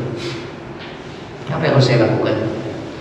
Rasul mengatakan, usap kepala anak yatim, karena itu bisa melembutkan hatimu. Dan tidak mungkin ada usapan kalau nggak ketemu langsung, Pak. Nggak mungkin kan? Transfer ada ke anak yatim. Memang ada kebaikan, kita nggak mungkin itu ada kebaikan. Cuma ada poin tambahan lain, Pak, ketika diusap. Itu ada pengaruh. Biasa aja gak ada ngaruh. Itu tandanya hatinya udah kasar banget. Dilasnya harus sering banget gitu. Ya, ketika ketemu orang miskin itu ada perasaan lain, Pak. Dipungkiri ataupun tidak ada perasaan lah gitu. Ketika Bapak lihat ke rumah orang miskin udah gubuk reot gitu, pas masuk gak ada apa-apa, makan ala kadarnya. Pernah pada itu sedih nggak? Atau bahagia gitu, asik gitu? Atau gimana? Ada perasaan itu, Pak. Ada hal yang nyentuh hati kita, Pak. Karena kalau perlu nangis kita pengen nangis gitu. Ketika apa? Itu ketika langsung. Ketika nggak langsung tidak akan sedahsyat ini dampaknya. Beda orang yang menjenguk orang yang sakit ketika dia sudah sembuh dengan orang yang ketika dia sedang sakit dijenguk pas lagi sakit-sakitnya. Ada beda. Beda orang yang ziarah ke orang yang sudah meninggal dengan orang yang sedang sakaratul maut. Ada beda. Ya Allah, ada pengaruh. Maka insya Allah ini pun berlaku untuk sedekah. Kalau memang ada orang yang berhak banget untuk dapat bantuan, ayo bismillah, nggak perlu minta bantuan orang lain. Langsung saja sama kita. Maka kalau perlu kita minta kepadanya, tolong hanya antum dan ana yang tahu akan hal ini. Yang lain nggak usah tahu lah, gitu. Nggak usah diomongin ke yang lain. Nggak apa-apa, silakan. Assalamualaikum. Yang pertama tadi kan kita sampaikan kalau kebaikan yang berlebihan itu kan pusatnya kebaikan positif, berarti kalau nafsu nanti tidak. Iya. Berarti ada contoh-contoh kita sampai nggak punya apa-apa itu, nah itu gimana? Jadi contoh-contoh selanjutnya. Iya. Kalau belakang. Betul.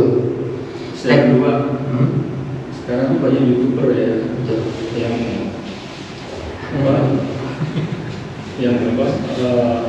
mencontohkan kebaikan. Iya. Waktu itu apakah dengan ikhlas atau enggak kita nggak tahu ya. Iya. Memberikan sesuatu ke orang terus disorot gitu kan. Nah itu gimana? Dapat amalan nggak kalau seperti itu? Iya. Baik.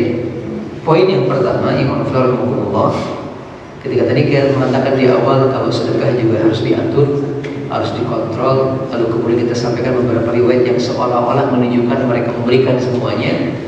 Maka sebenarnya saya ingin mengatakan seperti berkenaan dengan Abu Bakar Siddiq. Jadi ketika mereka menyerahkan semuanya, ada hal yang mereka simpan. Ada hal yang mereka simpan, terutama berkenaan dengan masalah at-tawakkal.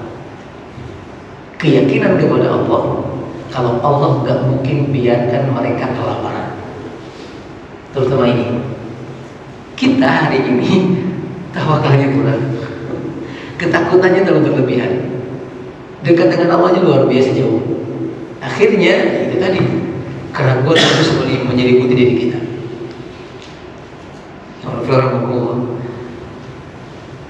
Karena ketika tawakalnya kuat, Allah pasti bakal berikan kemudahan. Kasus tadi Abu Umamah, ketika dia serahkan semuanya, lalu dia mengatakan Allah pasti akan kasih, tenang aja. Dan betul Allah berikan kepadanya dari jalan yang tidak dia sangka-sangka. Karena pernah bahas subhanallah. Gak tahu kali pun gimana gitu ceritanya. Allah alam. Tapi fala tuzakku anfusakum. Ini bukan untuk memponis diri kita adalah orang-orang yang baik gitu. Ketika lagi ngobrol sama anak pengen sesuatu, anak bilang udah nggak ada uangnya gitu, nggak ada gitu, emang nggak ada gitu. Lalu kemudian ada gitu, nggak ada. Nih dompetnya nggak ada, silakan cek, kalau ada buat kamu lah gitu. Periksa, nemuin uang. Nemuin uang gitu. Anak sendiri nggak sadar gitu, apakah simpen atau gimana. Pokoknya ini ada katanya uang gitu. Oh iya, ya udah ayo berangkat kemudian. Ini kalau yang mau. Maksud saya adalah tadi kembali yang paling pertama, beberapa riwayat yang Anda sampaikan tidak menunjukkan sebuah harta diberikan, tapi ada yang mereka simpan, ada yang mereka tinggalkan. Ada usaha yang bisa membuat mereka makin terus berlanjut kehidupannya. Ini poin yang pertama. Yang kedua adalah terutama mereka meninggalkan ketakwakalannya mereka kepada Allah, ketidaktakutannya akan kemiskinan, akan kelaparan, karena mereka yakin orang-orang yang dekat dengan Allah akan senantiasa dibantu oleh Allah Subhanahu wa Ta'ala. Walaupun prosesnya lama, prosesnya butuh sabar, tapi dibantu pasti gitu, pasti dibantu. Apa yang dialami oleh para sahabat zaman dulu, yang kemudian kita pernah menyampaikan, pernah diusir pada Syi'in 3 tahun kan, 3 tahun Bapak Ibu, sampai sebagian sahabat makan daun karena mereka diboikot secara ekonomi oleh orang-orang musyrik. Tapi kan ini berakhir juga Pak, selesai gitu, udah mereka kemudian bisa lagi bergaul, malah kemudian Allah berikan banyak kenikmatan kepada mereka. Karena Allah mengatakan inna ma'al usri yusra wa inna ma'al usri yusra. Menarik dalam hal ini kata para ulama ini. Kita pernah menyampaikan dulu tentang ma'rifat sama nakirah. Masih ingat? Ada kata umum dengan kata khusus. Allah mengatakan satu ayat yang berulang, inna ma'al usri yusra wa inna ma'al usri yusra. Sesungguhnya bersama dengan kesulitan ada kemudahan. Sesungguhnya bersama dengan kesulitan ada kemudahan. Saya ingin mengomentari dalam istilah ma'rifat dengan nakirah. Ini disebut dengan isim ma'rifat Pak, karena ada alif lam. Ini tidak. Ini tidak. Ini iya. Maksudnya apa? Allah menyediakan kemudahan yang sangat banyak untuk sebuah kesulitan. Gitu. Kesulitannya satu, tapi kenikmatan yang bakal datang setelah kesulitan itu bukan satu tapi banyak. Kenapa? Karena kalimatnya nakirah, umum. Malah kata para ulama bisa saja ini juga sama, masalahnya yang sama yang kemarin masalahnya, tapi kenikmatan yang bakal datang lagi lebih baik daripada yang ini. Kan kalau kita biasanya punya masalah cuma punya satu jalan keluar, kan begitu. Nah Allah mengatakan demikian. Inna ma'al usri yusra. Jadi kemudahan yang akan Allah berikan kepada seorang hamba ketika menghadapi kesulitan bukan cuma satu, tapi akan sangat banyak gitu. Tapi lagi-lagi butuh proses. Karena ada kesulitan dulu sebelum ada kemudahan. Ya makanya bakal ada masa-masa di mana mungkin kita merasa nggak sabar, nggak kuat, tapi insya Allah itu ada akhirnya Pak. Ada akhirnya, tidak akan selamanya. Dan kalaupun itu selamanya ketika kita hidup di dunia, di akhirat nggak akan begitu. Dan itu harus kita yakini. Harus kita yakini. Ikhwanullah. Itu poin yang pertama. Poin yang kedua tadi berkenaan dengan YouTuber. Apa YouTuber? Apakah mereka dapat kebaikan dari kebaikan mereka? Wallahu a'lam bishawab. Berkenaan dengan masalah ikhlas itu hanya urusan dia dan Allah yang tahu. Kita nggak bisa memvonis. Hanya saja sebuah hadis pernah disampaikan, inna awwalu ma tus'alu bihin nar yaumal qiyamati thalathatu. Orang yang pertama kali akan dilemparkan ke dalam neraka adalah 3 kelompok manusia. Yang pertama diantaranya adalah orang yang mati di medan perang. Yang kedua adalah orang yang yang pertama orang yang syahid, yang kedua orang yang baca Quran, dengan suara yang sangat indah, atau orang yang mengajarkan ilmu, dan orang yang bersedekah. Tiga-tiganya berbuat baik, tapi tiga-tiganya adalah jadi orang yang pertama masuk neraka. Ketika Allah memanggil mereka, menghisab mereka, bertanya kepada mereka, di antaranya, kenapa engkau bersedekah? Dia mengatakan, aku bersedekah karena engkau ya Allah, aku cinta kepadamu, melaksanakan perintahmu. Allah tahu isi hatinya. Allah mengatakan, kadzabta, engkau bohong. Engkau bersedekah karena ingin dianggap sebagai seorang yang rajin bersedekah, yang baik. Akhirnya gara-gara itu Pak, dilemparkan ke neraka. Jadi berkenaan dengan ikhlas, wallahu a'lam, hanya Allah yang tahu. Ya, cuman ketika mereka tidak ikhlas, maka mereka tidak akan dapat bagian di akhirat, walaupun mungkin dapat bagian di dunia. Apa di bagian di dunianya? Allah akan lipat gandakan rezeki kepada mereka. Karena ada sebuah ayat yang mengatakan infak itu gitu, seolah-olah secara umum gitu, walaupun sekedar ngasih, berbuat baik gitu, walaupun tidak ada unsur keimanan, akan dibalas oleh Allah kebaikan. Ada ayat yang secara umum berbicara masalah itu, tapi hanya sebatas di dunia, sebatas di dunia. Tapi kalau niatnya untuk akhirat, dunia bisa dapat, akhirat apa lagi? Makanya kita pernah, orang tua kita sering mengatakan apa ya dulu bahasa istilahnya, apa sih sudah ini? Astagfirullahaladzim. Lupa Pak. Beramal untuk dunia, maka hanya dunia yang akan didapat. Tapi beramal untuk akhirat, maka dunia akan dapat. Gitu ya. Kalau nggak salah pernah orang tua kita gitu nasihatin kita untuk hal-hal yang baik dengan hal itu. Sok ikhlas, ikhlasmu bakal menang dunia akhirat gitu. Yang hukum. Jadi itu berhubungan dengan apakah dapat pahala, Allah a'lam bishawab, itu urusan Allah Subhanahu wa taala. Hanya saja seandainya di antara mereka ada yang menyembunyikan amal, maksudnya seandainya di antara mereka beramalnya bukan karena Allah, walaupun hari ini gak kelihatan, nanti hari kiamat bakal dibongkar oleh Allah, malah akan dipermalukan oleh Allah.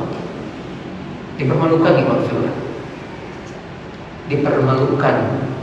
Bohong kata Allah, kamu bohong kata Allah, lemparkan ke neraka. Padahal ahli sedekah. Begitu pula yang syahid, padahal mati dalam pertempuran. Gara-gara apa? Sekadar pengen dikatakan sebagai seorang pemberani yang hebat perangnya gitu. Begitu pula yang ngajarin ilmu. Jadi Allah, intinya adalah kalau mau mencontoh perbuatan baik, jangan mencontoh mereka lah, YouTuber. Contohnya ke Nabi langsung aja Pak. Contohnya ke Nabi langsung aja. Ya. Cuma kadang orang-orang seperti ini juga perlu muncul. Sebagian para ulama pernah memberikan satu komentar, ketika memang dalam satu tempat orang-orang sudah seperti nggak kenal dengan kebaikan, itu perlu ada orang yang memunculkan kebaikannya agar orang lain tertarik untuk berbuat kebaikan. Ya Alhamdulillah, dulu pernah terjadi kasus di daerah barat itu, kaum muslimin sudah tidak punya masjid lagi. Tidak punya masjid lagi. Akhirnya kemudian sebagian mereka ngumpul gitu ya, kita sewa lagi atau kita beli masjid di mana tempat untuk bangun masjid gitu. Akhirnya kemudian dibuka donasi. Ada yang biasalah, ada hamba Allah gitu kan. Ada orang kemudian tulis nama saya sekian, dia langsung. Lihat gitu orang pada ikutan juga nyumbang sampai terpenuhi modal yang cukup besar untuk beli sebuah masjid.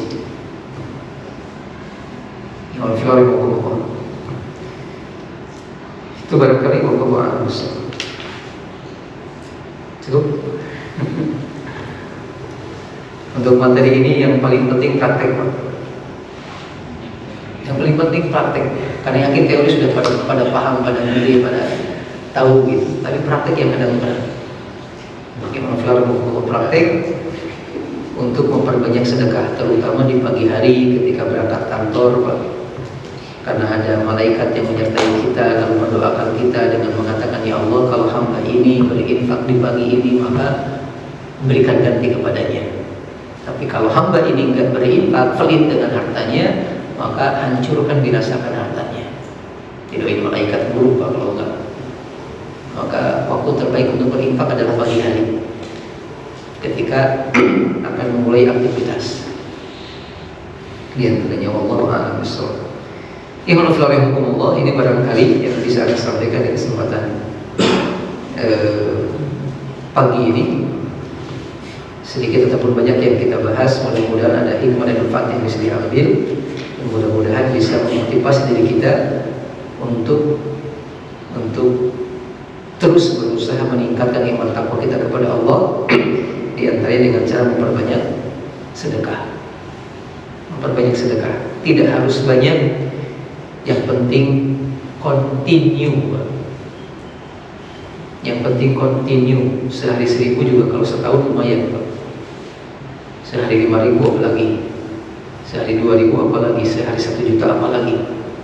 Imam Firman.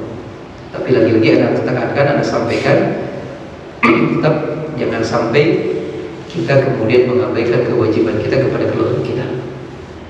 Seandainya ada rencana mau infak semua hartanya, ya boleh silakan, tapi tinggalkan sebagian buat keluarga, agar mereka nanti ketika kita tinggalkan tidak harus mengemis meminta kepada orang untuk sekedar makan saja. Walhamdulillah.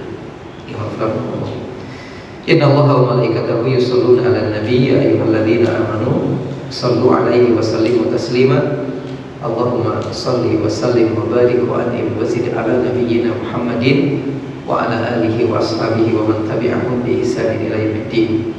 Rabbana atina fid dunya hasanah wa fil akhirati hasanah wa qina adzabannar. Allahumma inna nas'aluka ilman nafi'an wa rizqan thayyiban wa 'amalan mutaqabbalan.